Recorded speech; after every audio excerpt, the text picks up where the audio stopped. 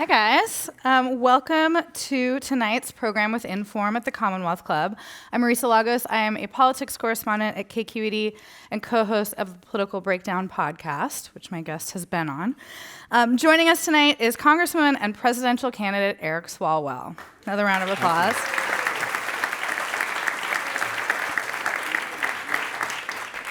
Congressman Swalwell is an East Bay Democrat and a fixture in Bay Area politics, first elected to Congress at the age of 31 after winning an upset primary contest against a 40-year Democratic incumbent. He's one of the youngest candidates running for the Democratic nomination, and at 38, if elected, would be the youngest president in American history. Congressman, thank you for joining us tonight. Thank you, Marisa. No pressure. Yeah, no pressure. So, I wanted to start with the state that everyone's looking at, which is Iowa. And you were born there. I was born there. Is that why you're running for president? By accident, I happened to be born in Iowa. In Iowa. Yeah. But, I mean, I do think, seriously, you probably bring a different sort of point of view than somebody who maybe spent their whole life in California. Can you talk a little bit about why you're running and kind of what you feel like you bring to this race? Yeah, and thank you to the Commonwealth Club for bringing me back, and thank you to each and every one of you who, just like me, is missing the premiere of Secret Life of Pets 2 tonight. I would only miss that for the Commonwealth Club. But born in Iowa, educated in the South, married to a Hoosier from Southern Indiana, elected to a diverse part of California. I've seen this country. I think I know why people work hard and what they expect it to add up to. And I'm living, in part, a lot of that struggle today as a father of a 2-year-old and a 7-month-old. We fight insurance companies. We're paying off my student loan debt. We worry about being safe in our communities. And I think you need an advocate in the White House who lives like that and gets those issues and can be an advocate with their own experience to bring solutions. What's it like running with a 7-month-old? That It's seems not- really challenging. It's not easy. We've been to the ICU in the last couple months for a respiratory virus, and every young parent, you freak out. You go to the emergency room, and you get to see Spend like 12 hours. We spent a couple days there. That was rough, but when you are in Congress and raising a young family, I think it actually gives you a perspective of what other families are going through. And I'll give you an example. When we were at the ICU most recently, we were in one of those areas where there's 3 different beds and there's a curtain that separates each bed. And in one of the beds was a young girl. She was about 1 to 2 years old, and my wife was getting really anxious because she didn't see the young girl's parents. And she kept asking the nurses, like, where are her parents? Why aren't they coming and seeing her? Because we were there for a couple of days and we didn't really see the parents that much. And the nurses finally said, we can't tell you much about another patient. Just know they love her, but they're working. Like, they can't afford to miss work. We learned that young girl had meningitis of the brain. I mean, a very serious condition. But in our country, healthcare costs are so expensive, and not a lot of employers are able to offer, like a extended paid leave while your kid is sick. So we've seen up close and personal, the best and too often the worst of our healthcare system, and it's a responsibility to, want to do something about it. All right, well, I wasn't going to jump in this fast with policy, but since we're on healthcare, let's talk about healthcare. Yeah. I know that you support a universal option, not necessarily single payer. Talk about that, and what has this experience having these kids and seeing this, informed in terms of what you think the public wants? Yeah, and so I've thought a lot about this, and I've heard pretty good arguments about, a single payer system and what that could do and make sure every single person has health care and, the government provides it for everyone. But in the last 2 years, I went to 26 states, helping out to win the midterms and going to places where we had to win, like Texas and Oklahoma and Iowa. And I learned a lot about our country and, what makes us American. And I think a centerpiece of that is choice and wanting to have the freedom of choice. And that's just in our DNA. And so giving thought to, what we could have as the best healthcare system, recognizing that we like choice. Well, to me, that's a government responsibility to have a public option, but also allowing people, if they want to have private insurance or if their union provides a good, private insurance plan, let them make that choice. But the government, because this issue is so big that the private sector can't solve it on its own, the government has an increased responsibility to provide affordable, accessible plans that don't charge you more for having a pre-existing condition. I mean, that puts you at odds with some of the people you're running against, who, quite frankly, are polling a lot higher than you are. And, you know, to some extent with, I think, the Democratic electorate, which is sort of the first group of folks you got to convince. How do you think of yourself in relation to the field? It's very crowded. I don't know. Do you see yourself as more moderate than, say, a Bernie Sanders or Elizabeth Warren, more liberal than a Joe Biden? Like, where are you? I consider myself aspirational. I think a lot of these problems, can be solved, and we don't have to root against the success of any person in this country. We should just expect that, those that are better off have a responsibility to make sure that this economy works for everyone. And so, backing up, when I talk to folks across the country, and again, I'll just be honest. Like, once I made this decision that I was not in favor of single payer, I wanted, to have a public option, still have private insurance. I was afraid that, when I would say that, you would get boos, or people would say, no, we want single payer. No. Huh. You know what it is, honestly?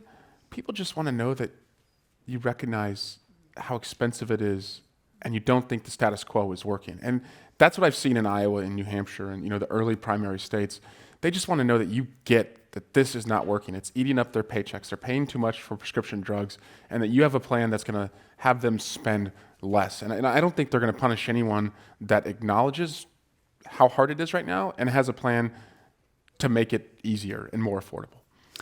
Well, talking about the field, you found out today where you'll be on the debate stage in a couple of weeks. You're going to be on the second night with a pretty sort of all-star cast, including Bernie Sanders and Kamala Harris.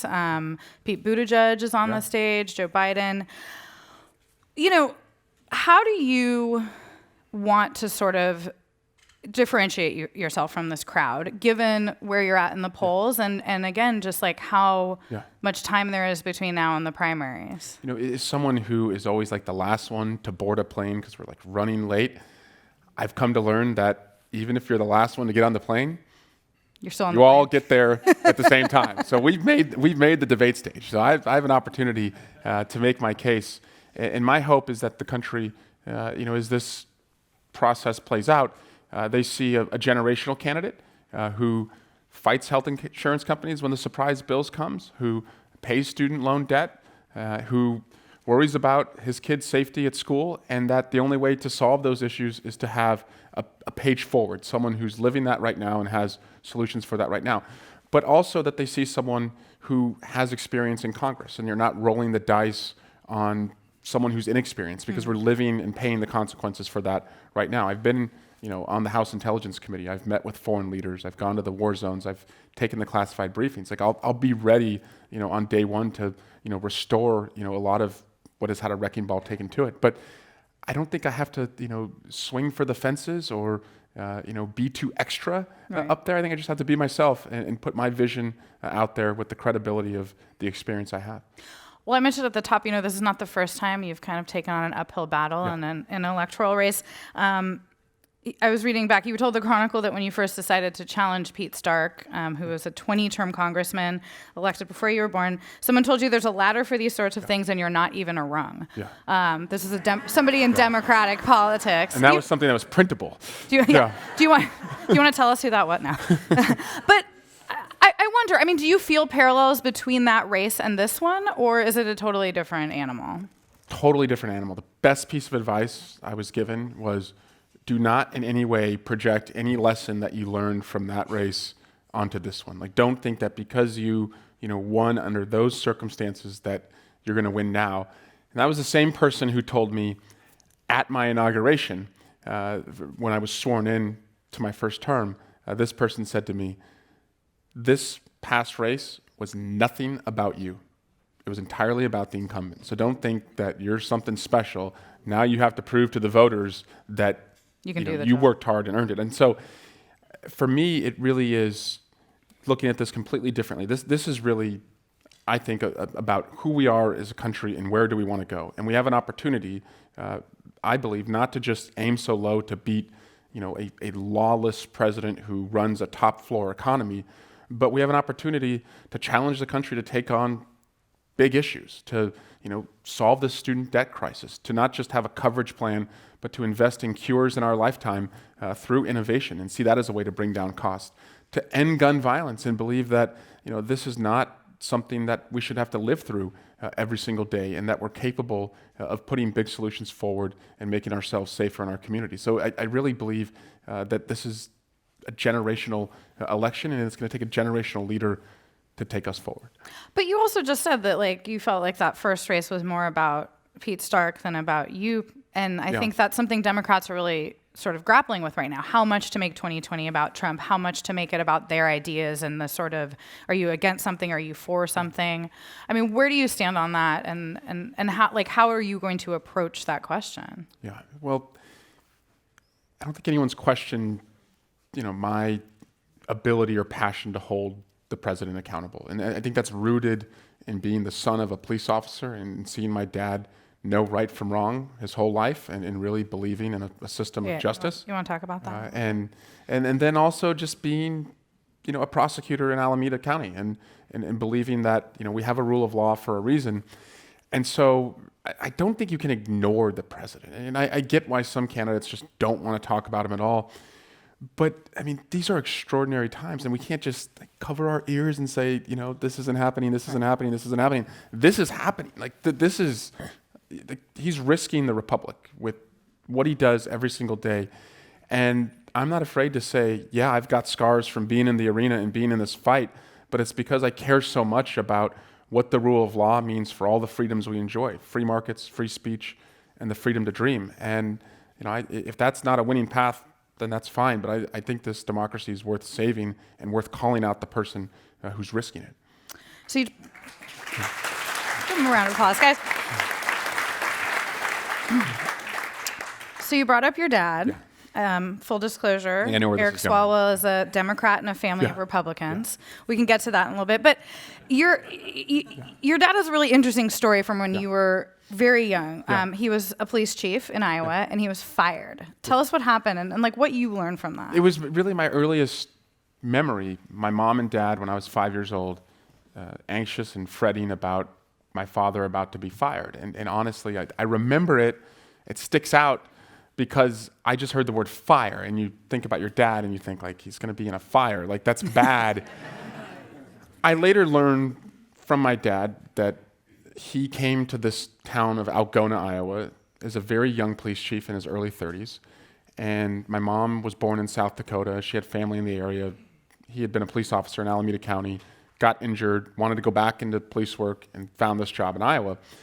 And he brought the 911 system there. They didn't have 911. He started the Boys and Girls Club and the Mothers Against Drunk Driving chapter. And the DUI arrests in the town went from 4 the year that he was not there to 40 this first year there. And as he says, it wasn't because they developed a drinking problem. They started enforcing the law.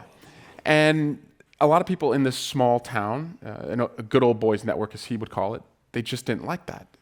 And so it came to a head, and this is very small town Iowa fashion, at the county fair. My dad gets a phone call from the fire chief, and the fire chief says, "Sir, we have parked in the fire lane the mayor and a city council member, and they won't move their cars. They said they can park wherever they want." I knew how this story was going to end as soon as my dad started to tell me once I was older, because I've lived under his strict rules. He told the fire chief, if they don't move, you have to ticket and you have to tow them. They wouldn't move, and at the very next council meeting, the mayor told my dad, and this is a public open meeting, you have to reverse those tickets or you're going to be fired. And so he refused. This played out for a couple months, and he was fired. And we picked up our little family and we moved out west. And honestly, I always thought my dad had, told the story in the light most favorable to him, as we all often do, in our own stories.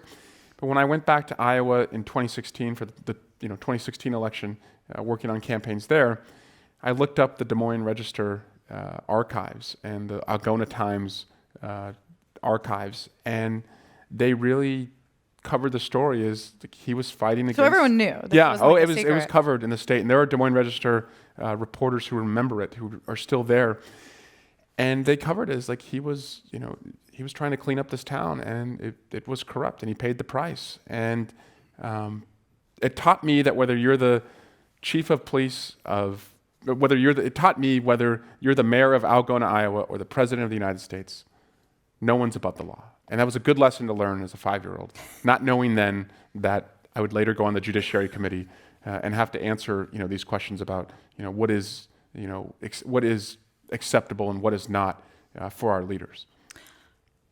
What was your dad's reaction when you became a Democrat?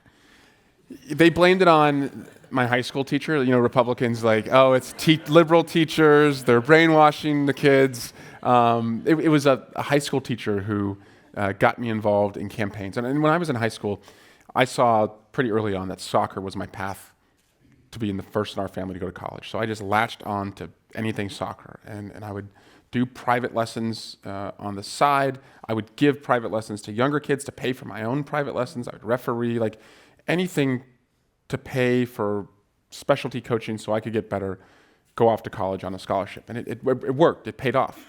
But this teacher, who was my leadership advisor, economics teacher, he got me, he offered extra credit if we went and worked on a campaign, a local city council campaign. It just so happened that the only campaign that he had contact information for was a local Democrat. So maybe there's a little truth to your dad's argument? So that seeded an interest, but I went to college, I played soccer, got injured, and it was this high school teacher who told me the world is not ending.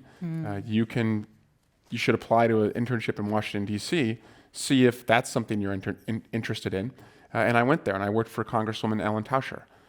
And that was really where I started to turn. And yes, Ellen passed away just last month, and she was also a good model of someone to work for. I've been blessed. I've worked for or alongside with three very inspiring women. Ellen Tauscher, Nancy O'Malley, the first woman DA in Alameda County, who hired me, and alongside Nancy Pelosi, Speaker of the House. So it's paid off. Having strong women as advisors and mentors. Yeah.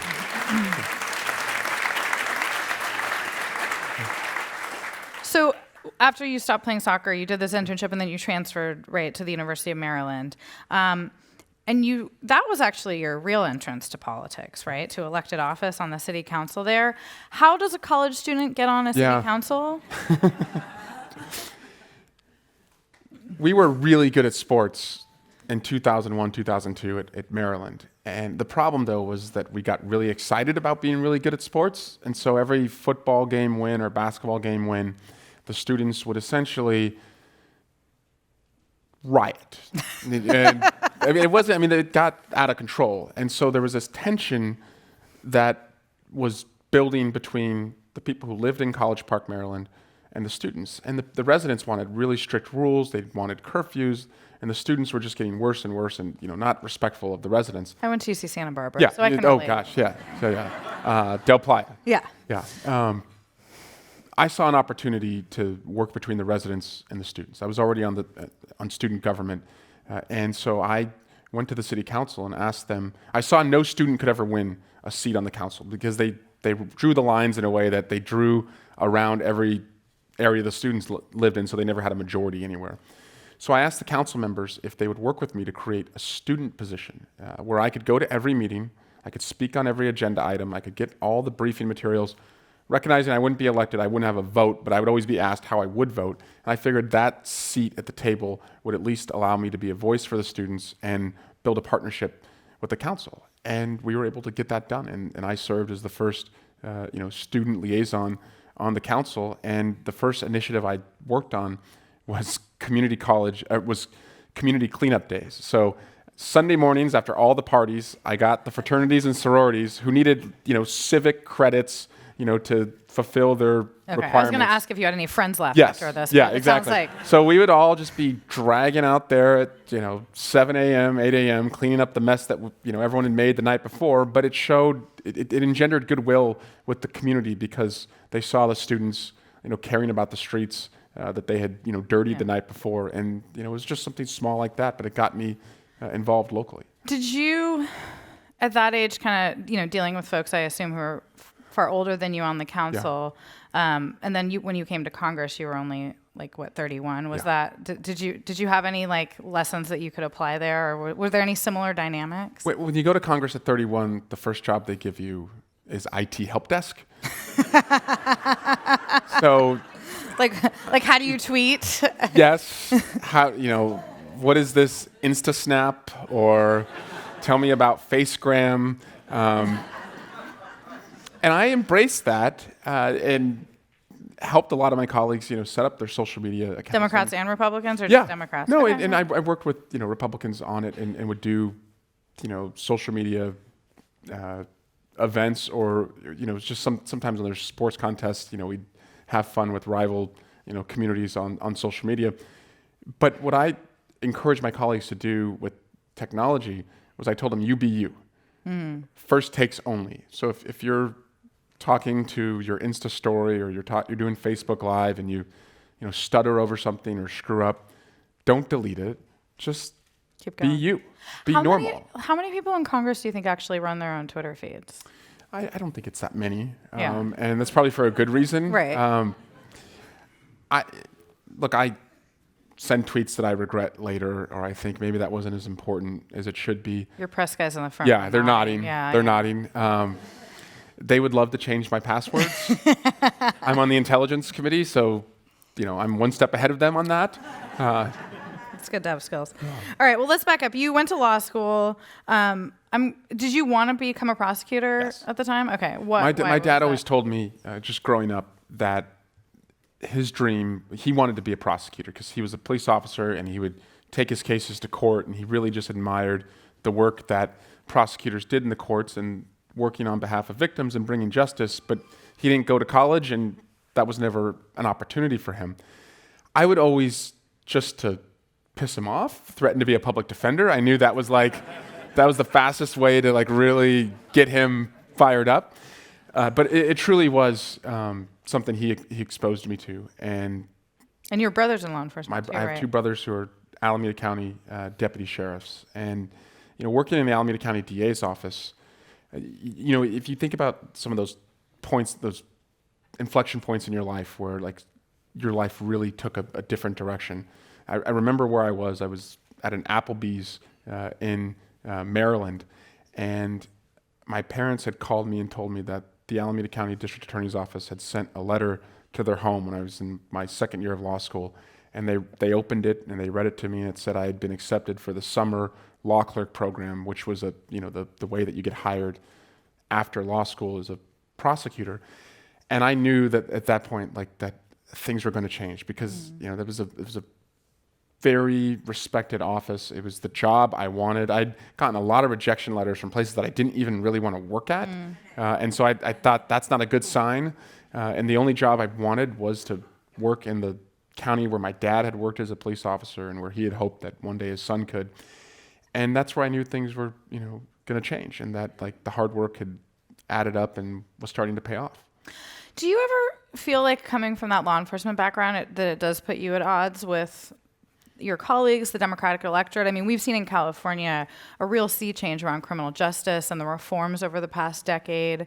And quite frankly, prosecutors have been among the last to come along, sometimes after police. Is that, I don't know, how do you think about those things now that you've kind of done that and then moved on to a policy position? One thing I really enjoyed about the prosecutor's role was that you didn't have to try a case if you couldn't prove it. And you didn't have to send every person to jail. You were able to show mercy and give people, diversion plea agreements where they, could, find redemption, or, take a class or get skills or get treatment. And I would always try and do that as often as I could. I saw the shortcomings of our criminal justice system. I saw, the over policing of, drug crimes, and that we didn't have a way, to really address addiction and provide services. I saw, frankly, when I was 19 years old, that a white person in America gets a different criminal justice system. And I had come home on Christmas break, and a friend of mine was working at a department store at the Stone Ridge Mall, and I was Christmas shopping for my family. He offered me a discount that I definitely was not entitled to.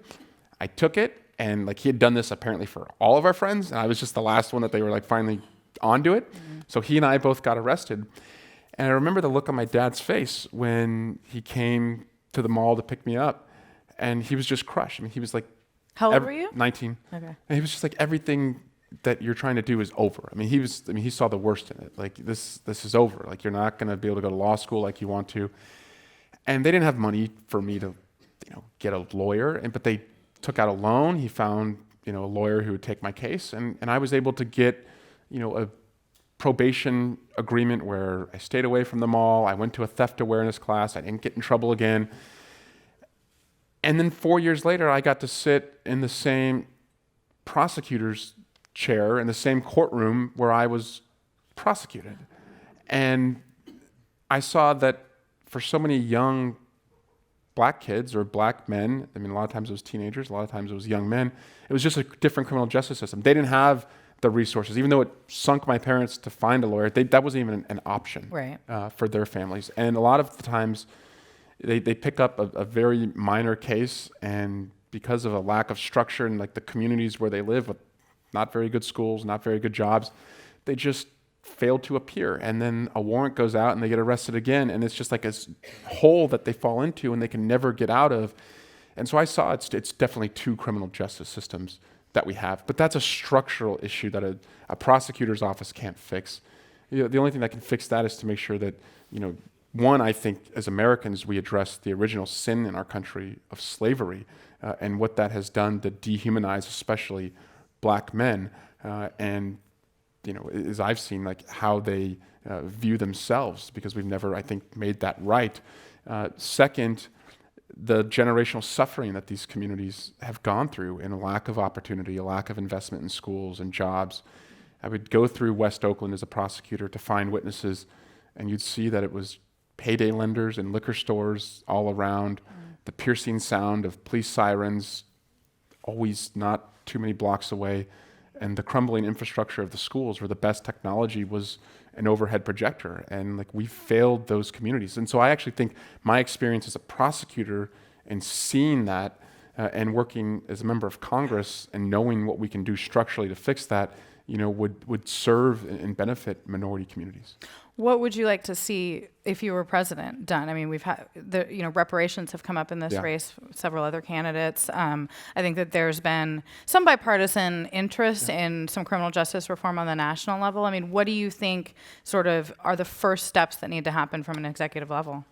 First, invest in the communities that need help now. I support a reparations commission to look at the best way to make the African American community whole. But I see that a black student today pays about $10,000 more in student loan debt than a white student. A black family pays more for health care than a white family. And the number one cause of death for a black child in America today is gun violence. That's not the number one cause of death for a white child. And so I think it's investing immediately in those communities. So I was in the south side of Chicago a couple weeks ago in this neighborhood called Englewood, and I met with a woman named Tamar Manasseh, and she has taken over a couple blocks and told me that the kids don't even go to school because they don't feel safe on the journey to school because it's so dangerous. So she's found some of these condemned corner lots, and had them condemned, and has brought storage containers to them and has set up these pop-up kitchens and pop-up classrooms essentially to create a sense of community. And she told me that she recently had a second chance prom. And she said a lot of these kids got expelled from school or kicked out of school, and she wanted them to have a prom so they got to know each other and would respect each other. And she said that a lot of them told her that they'd never worn a suit before in their life, and they only expected to wear one when they were in the box. Wow. That's what they told her. And to me, that represents the hopelessness in so many of America's cities. And I support background checks for firearms. I support an assault weapons ban. But that's not going to solve the structural issue of hopelessness and a lack of investment. And I think because I went to law school, in Baltimore, because I've worked as a prosecutor in Oakland, these communities are not invisible to me. Come on. I want to stay with gun control for a second because that is something that you've really made a centerpiece of your campaign and I think is unique to your campaign. Talk about this buyback program. Like, what's the idea here? What would it cost? And how would it work? Yeah, it's not my idea to ban and buy back assault weapons. The Australians are decades ahead of us on this. They had a mass shooting in the 90s, and immediately conservatives and liberals in that country banned and bought back 700,000 assault weapons. They've had nothing close to the shooting tragedy they had where they lost over 30 lives. I went to Congress when Sandy Hook happened. And as awful as that was, I had hoped that it was an opportunity to be a part of a place where we could do something about it. Nothing happened. Then there was Charleston. Nothing. San Bernardino. Nothing. This carousel that we just went on of Orlando, Sutherland Springs, Texas, Las Vegas, nothing, nothing, nothing. And I saw that we would go through the cycle of grief and loss and anger and then thoughts and prayers in Washington as an alibi for doing nothing. And it wasn't until Parkland happened that hope was restored on this issue. Because hope died at Parkland in many ways. The children that were gunned down, athletic director that was killed. But through the strength and courage of the students and their parents, hope was reborn there. And they picked themselves up and they organized and they marched. They joined groups like the Giffords Organization and the Brady Foundation and Moms Demand Action and community groups in the cities. And they beat 17 NRA-endorsed members of Congress. And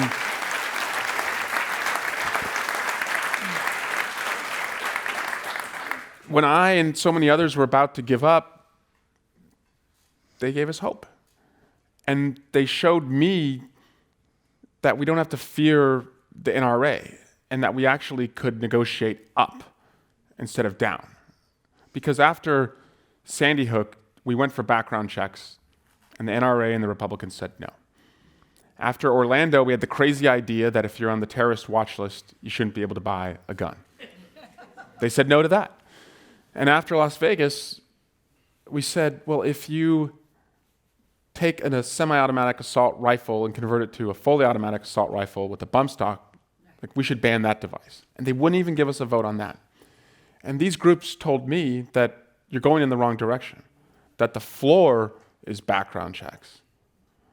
But we should also ban assault weapons. We should also invest in gang violence prevention programs. We should, for God's sake, study gun violence and understand the causes of it and fund the solutions.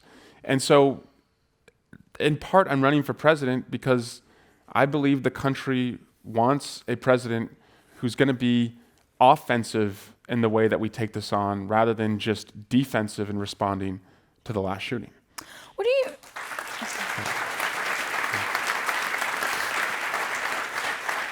One argument I've heard from some people around the buybacks and some of these things is like, well, the cat's out of the bag. There's too many guns out there. We could never do what some place like Australia did. Yeah.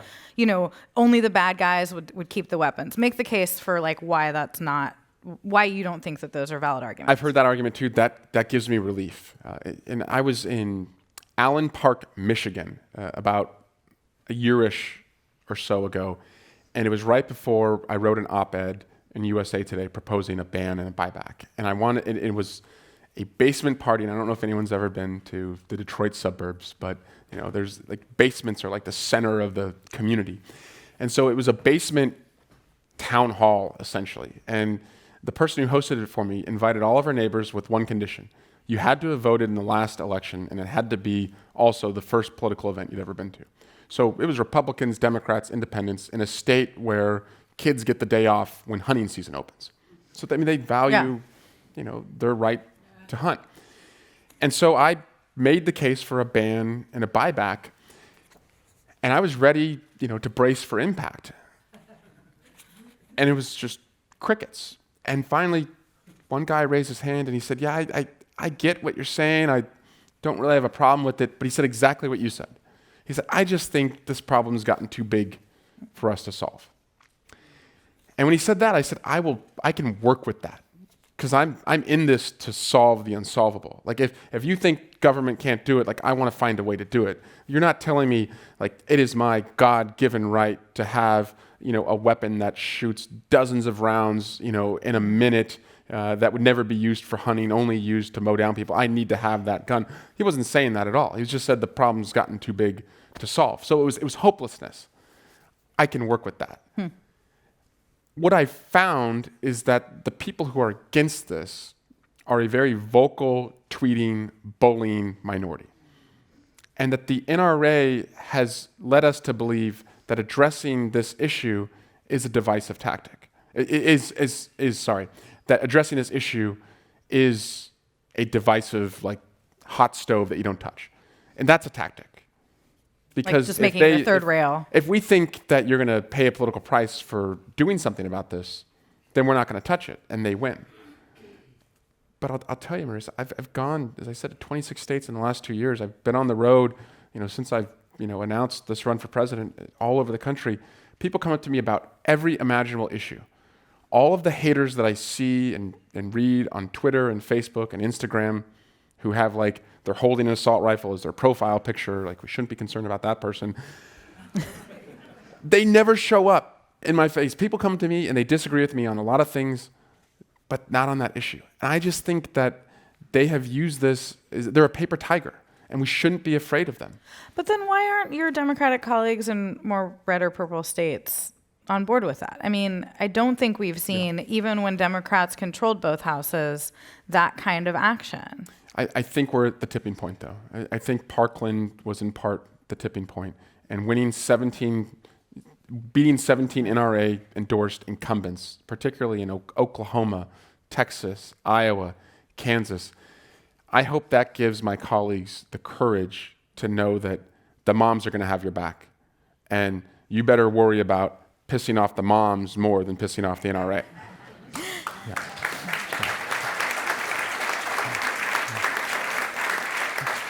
So this is a question from the audience, I think a good one. Do you think the Second Amendment is an absolute right? No. You want to expand? Or No. But you're not calling for an overturning of the Second Amendment here. No, I was at a shooting range a couple weeks ago. I did a veterans town hall. Just an aside, been trying to find a way to engage our veterans community for a long time, and they came to me and said, we're having a hard time getting younger veterans to come and sign up for the services that we could provide them. And I was running through the list of what I thought would be fun to do. I said, A's game. They said, did it. I said, happy hour. They're like, we've tried it. Bowling. They're like, no one showed up. And I finally asked these guys, I said, be honest with me. Like, what do you guys like to do? And one guy who knew I was, really felt really strongly about guns, he said, sir, we like to shoot. I said, let me call the sheriff. He has a range. He likes to hire veterans. And the sheriff of Alameda County opened up his range. Do you have to learn how to shoot a gun to be a prosecutor? When I was a prosecutor, we would go out to the range to yeah. learn, how to explain a firearm to jurors, because to prove intent that it wasn't an accident, you would have to explain the pounds of pressure to pull the trigger, et cetera. So I was out a couple weeks ago with veterans. I brought Shannon Watts, who was just here a couple nights ago. She came with me. And here you had veterans, some of them NRA members, the founder of Moms Demand Action. We're all at the shooting range. She's firing off rounds. I'm shooting. We're all having fun. And none of us disagreed on what we had to do. Keep your rifles, keep your pistols, keep your shotguns. Let's just take the most dangerous weapons from the most dangerous people. All right.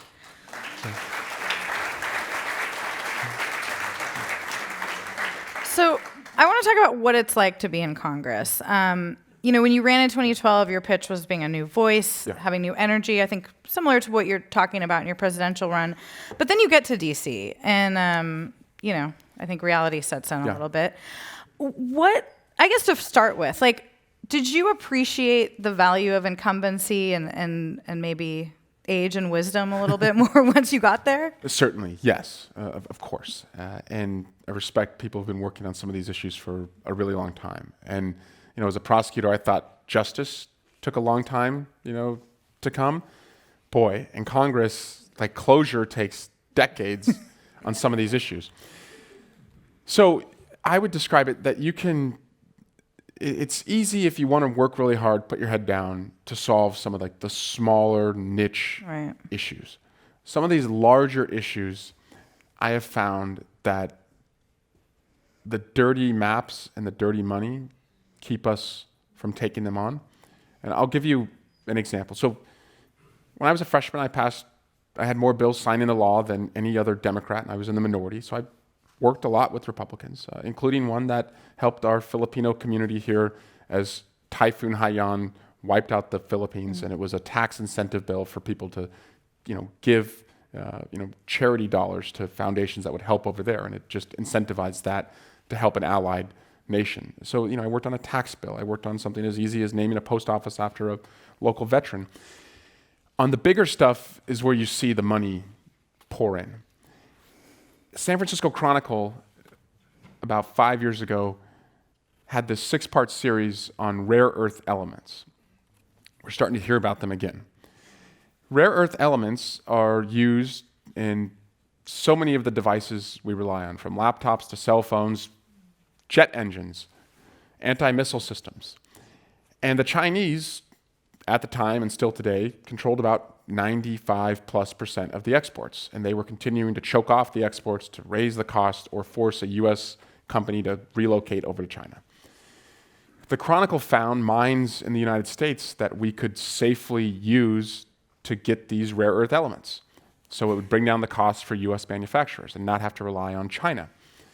I wrote legislation that took about 6 months working with Republicans to create a program at the Department of Justice and even a loan guarantee program so businesses would go into the mines. The Republicans said, we like this program. Credit to Kevin McCarthy, who gave me a vote on it. He said, if you take out the loan guarantee part, because Solyndra, right, like dirty word for Republicans, loan guarantee, even though the program made more money than it lost, they didn't want anything with loan guarantees. We'll still create your program. We'll get the US invested in rare earth elements. I was excited. It was a big issue. We were really having our lunch eaten by China on it. The day it came up for a vote, again, 6 months worth of work with the Science Committee chairman, Kevin McCarthy, the majority leader for the Republicans.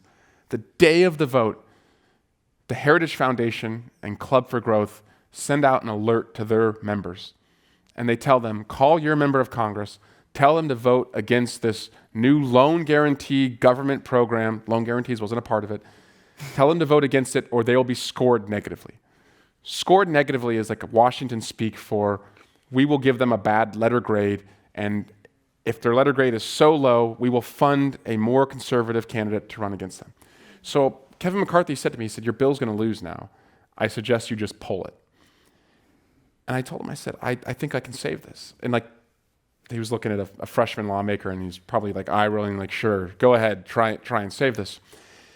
He knew the influence of the money, and I wanted to talk to my Republican friends eyeball to eyeball. And so the vote is going on, and I'm scrambling on the floor, telling them we can't lose to China, we want to get in the game in this. And the number of my colleagues who looked me in the eye and said, I like what you're trying to do, I'm just afraid of how I'm going to get scored. It was a punch to the gut. And I thought, if you're just going to turn over your vote to the Club for Growth, just give them your voting card. Right. That's what you're doing. But I saw the power of money in our system, and that on these big issues, until we strip down to the studs the Citizens United ruling, until we get rid of, we have to do that next. And until we have independent redistricting in every single state, not just California, we're not going to get out of this rut. Well, somebody in the audience asked, how would you break the logjam that Mitch McConnell has created in the Senate? I think it's an excellent question because, I think that we blame a lot in the Democratic stronghold that is California on Trump. But if you look at the way that McConnell has really held his caucus together, has, held up the Merrick Garland nomination, has really just refused to bring up any legislation around gun control, for example, that might actually have, he is really holding the keys to a lot of the issues you're talking about. I mean, can Democrats really do anything even if they have the White House, if the Senate is still in McConnell's hands? We have to beat him. We just have to beat him. Like There's him, no- like do you think he's vulnerable? Yes, Yeah. I do think he's vulnerable. And I remember sitting next to Nancy Pelosi on a red eye a couple years ago, and I was on the plane before she had gotten on, and I thought the seat next to me was going to be open. And you know how that feeling is. You're like, yes. But it's probably And then pretty she's the good if it's the speaker. She's the last person to get on the plane. And I Wait, is thought, she oh flying no. coach? Oh no, I know. So we all have to book a coach ticket, and we can take upgrades if like one's available, but you can't use Got it. taxpayer dollars for good reason. Even the for flight. speaker, huh? Yes. So she sits down next to me, and I'm like, oh boy. Again, like, You're like, don't screw it up. yeah. Well, I just wanted to sleep and pass out. And I looked at her, I said, Madam Speaker, can you sleep on these flights? And she said, no, God, no, I can never sleep. And I thought, oh God. And she's got like a stack of materials. And I remember, talking to her, I said, Madam Speaker, do you think this is going to be a wave election? And she said, Eric, we don't wait for waves. We make waves. And we can't just sit and try and think of ways to change the rules or change the Constitution or hope that Mitch McConnell is going to come around and do the right thing. We just have to beat him in Kentucky, win in Colorado, Maine, Arizona, Texas, and put in place a Senate that will represent the will of the American people. That's the only way out, is through. Yeah.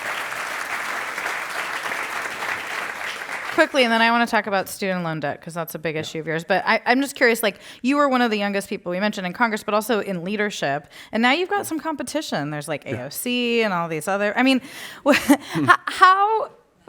a serious note, how good of a job do you think the caucus is doing bringing in those voices? And are some of the schisms that those of us in the media talk about, do you feel them, or do you think that it's a pretty cohesive caucus? I don't feel them as much as I hear. I think there's a lot of respect, for each other in the caucus, but there's a frustration of my generation that on climate, on student loan debt, on income inequality, that we can't rely on, the same old ideas to solve, the same old problems, that it does take, new energy and new ideas. That's in part what inspired me, to run for president, was seeing 28 new members of Congress get elected in their 40s and under. I think that was the country signaling that it wanted new leadership and a generation that would get this. And I think, to segue into your student loan question, Yeah. When I went to Congress at 31, there were about 15 of us or so in our 40s and under. There weren't many of us there. Certainly not a lot of people like me who had student loan debt, who were the first in the family to go to college, a renter, in a place where the overwhelming majority of members were millionaires before they got there. I saw on the issue of student loan debt that the reason it wasn't being addressed was not because my colleagues didn't care about it. They were just disconnected from it. Most of them went to college at a time when college was affordable. Since 1980, however, the cost of college has gone up 306%, with inflation adjusted. And if their kids went to college, if they're millionaires before they went to Congress, their kids didn't take on student loan debt. So it was just a disconnect. So Speaker Pelosi asked me in 2014 to take the younger members and create a group to go across the country, learn the issues, and be a voice for that generation. We called it Future Forum. I led that for the last 5 years. This election, we crossed over 50 members in our 40s and under. I see an opportunity as president to work with the next generation Congress that can take on these issues of climate chaos, of student loan debt, of being safe in our community. And we have a Congress now that looks more like America. It's not there yet, and that's why I think you have to get rid of the dirty money and the dirty maps. But we have an opportunity to really make a difference on these issues. Do you feel like being out, front about your own personal life? You talk about being a renter, you talk about your student loan debt. There was an article in a local paper recently about some of your financial challenges. And we've seen this also with Alexandria Ocasio-Cortez talking about, how she couldn't afford to move to D.C. before she got sworn in, things like that. Do you find that people like that on the campaign trail, or do you ever get pushback? Why should we trust you if you? I think about that a lot. I want to be honest with people about, my situation. I, in many ways, have done better than my parents. Their dream was that I would go to college. Right. My grandpa was a mechanic. My dad was a cop. I'm in Congress running for president. In many ways, I didn't do better than my parents. They were homeowners, at a time when, my wife and I right now with a young family, we're renting. We're renting in the East Bay. We'd love to be able to afford to live, where we work. But like so many young families, Let me know if you figure we're paying it out. off student loan debt. Yeah, we struggle to find affordable childcare options. And so that's the struggle we live. I just happen to think that doesn't disqualify me. That makes me a better voice for the majority of Americans who are living like that.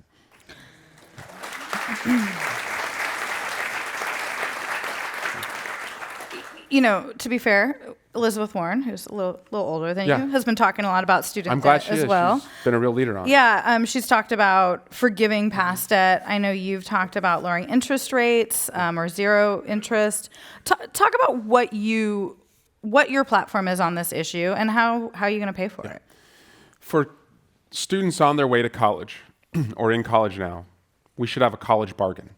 So if you do work study at a public university, you learn and you earn, and then you come out, take your first job, but also do community service hours for people in places that need it, that should add up to a debt-free education. I think in America, if you work for college, serve a community in need, college should work for you. So that's a college bargain. That's what we call it. For student loans, the 40 million of us who have the debt, who are delaying starting a family, not becoming homeowners, not taking a good idea and starting a business, I would do two things. First, reduce the interest rate to zero. That's about $1.6 billion we could put back into the pockets of young people who would put it into the economy. Second is bipartisan legislation I've worked on that would allow employers to contribute tax-free to their employees' student loan debt. Again, the whole goal of being more money in more pockets at the end of every month. How do you pay for it? Well, first and foremost, when I look at the budget and the needs that we have on education, on healthcare, on our infrastructure needs, I believe we can be the strongest military in the world without spending more than the next 7 countries do on their militaries. That's where I would first start. $1 trillion is what we'll spend over the next 30 years just on nuclear weapons. I would seek to reduce that budget through nuclear treaties, putting us back in them, the strength of our alliances, and just seeking to have no nuclear weapons in the world and believing that a leader in the United States could get us to that point. Reforming the capital gains tax is another way. No employer or CEO or C-suite executive should pay a lower effective tax rate than the lowest paid employee in their building. I think that is another way to pay for this. But one other idea that we have is a campaign, and what I would implement as president is to leverage the lending of the federal government.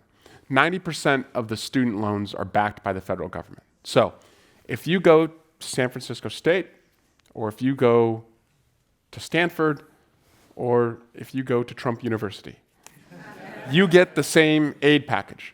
And we've never leveraged the lending in a way that we say, well, is that university graduating a student within 4 years? Is that student being placed in a job within 6 months? Are they keeping their tuition down or at least at a reasonable rate year after year? Are the administrators' salaries reasonable, or is it like the last president at Ohio State University making $7 million a year at a school that has the most student loan debt for a public university? The best actors under our plan would be most eligible for aid. The worst actors would be least eligible. And leveraging our lending, I think what you would do is you would drive better curriculum, lower tuition, and better outcomes for the students when they graduate. All right. So we haven't talked at all really about the president or the Mueller report. Yeah. You're on the House Intelligence Committee. So let's talk about some current events. Yeah. First of all, just this week, you called for the House to initiate impeachment hearings. You cited... I think we know where this crowd stands on that. What you said really pushed you over the edge was the president's comments to ABC this week that he would potentially accept damaging information about an opponent in 2020 from a foreign government. I know today you wrote a letter to the FBI director about the same issue, asking some questions. There's been a lot that's come out over the past 2.5 years. Like, what made this the tipping point? the urgency to act, that this president was inviting the Russians to do exactly what they did in 2016. He was doing it in real time. And while I wanted to put together the fairest possible trial through evidence against the president before moving for impeachment, he has just left us with no option. He's willing to risk our democracy to benefit himself, and I just don't see any other choice. I look at it, and I'm sure you have your own parenting methods with a 6-year-old and a 3-year-old, but with our son, we do the 1, 2, 3 method.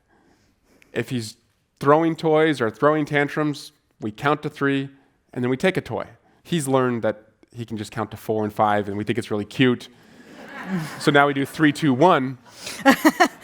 You're like, you can't get low. Yeah, can't, exactly. So we do that because he has to see that there's consequences for his actions, otherwise he's going to get worse. And his 7-month-old sister is watching what we're going to do. And as she gets older and older, she will judge the standard of conduct based on how we treated him. And I think about future presidents. If we do nothing, the standard of conduct will be so low that you could never hold a president accountable for anything. And so even if it means impeaching him in the House and whatever politically happens in the Senate, maybe he's acquitted, I still think that setting a standard and saying we won't accept this is better than doing nothing.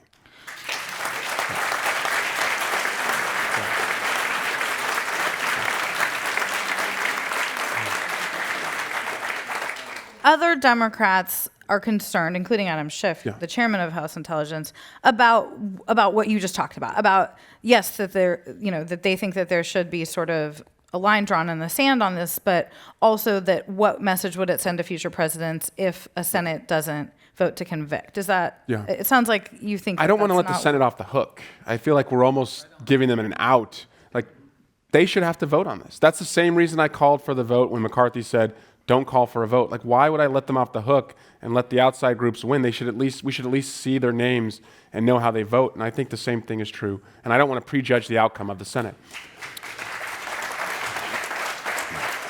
You, along with Chairman Schiff, have been sort of some of the people most recognizable on cable news, often talking about the investigation, the Mueller investigation, your own investigations. And I just wonder if you think, as someone doing the explaining though, that Democrats have done a good enough job sort of going back, because I feel like there's been so many twists and turns that you can see how you're on there usually reacting to the news of the day. And when the president comes out after, an almost 500-page report that resulted in a dozen indictments, a bunch of guilty pleas, including people on his campaign.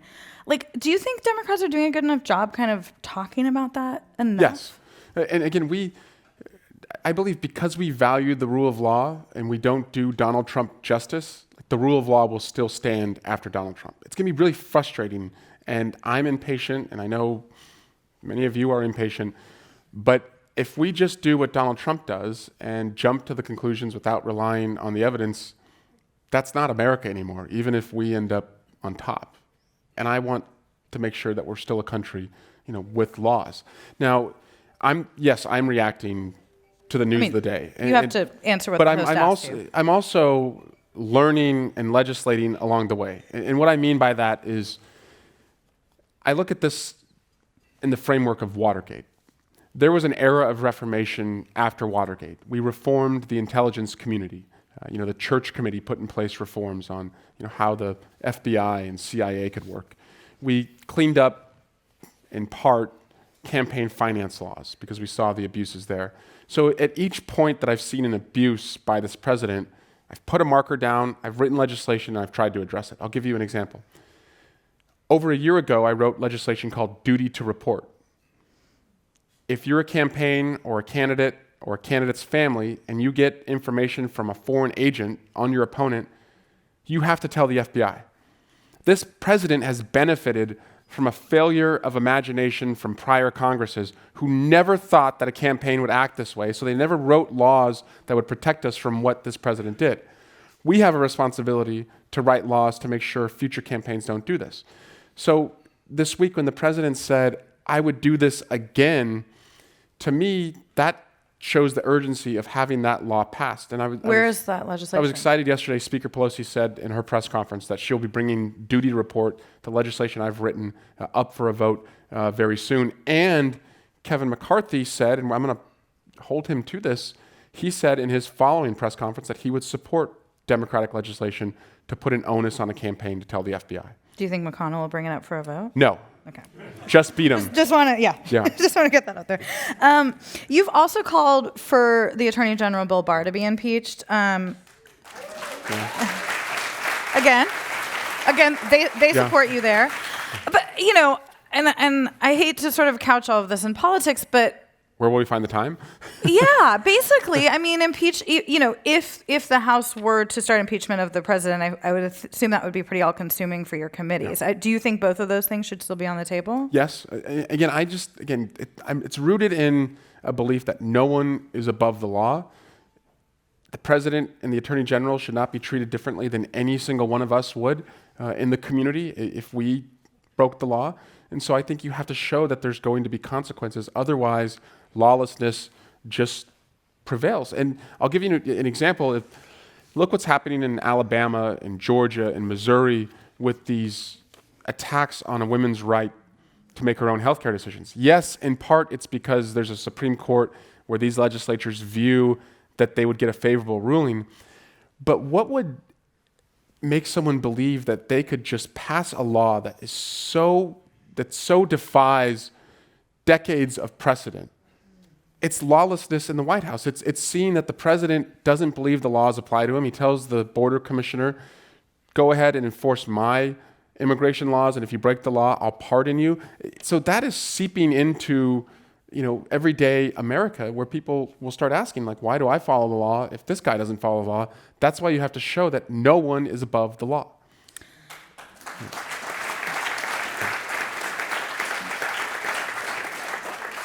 Another issue that came up this week is the Hyde Amendment, which is it basically bars federal funding for any abortion services.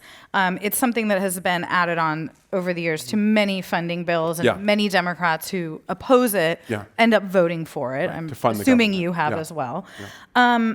How do you think Democrats should be handling the issue? Now, where do you stand on this?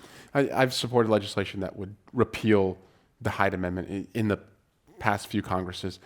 The way I view this is, as president, I would only appoint justices who would uphold the Roe precedent, which women fought for decades ago and are shocked that they're still marching in the streets having to defend it.